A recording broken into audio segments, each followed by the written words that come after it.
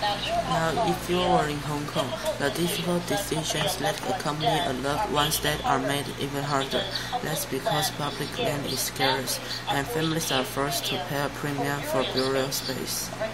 Ramming in cost shows such a less conventional tribute that it's becoming. So I show you my son's room. Eva Wu has kept her son's room unchanged ever since he died a year and a half ago. From cancer, aged 17. But he always comforts me. He said, "Mommy, I know what's going on. I'm not afraid of dying." After he died, Eva did for him what she wanted to dump herself in death. From his ashes, he made him into a diamond. I feel peace, and I feel peace near me. That peace is thanks to Scott Fung.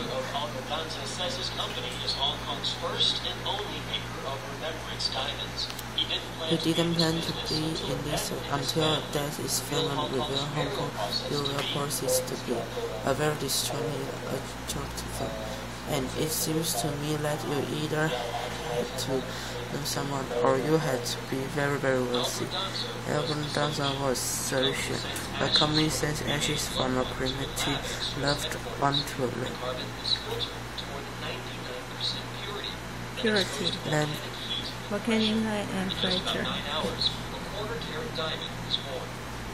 total cost around 3,000. A 2-carat costs 30,000.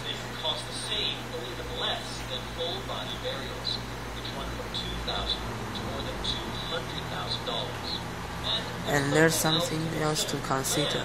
Land is scarce in Hong Kong, including land for these centuries.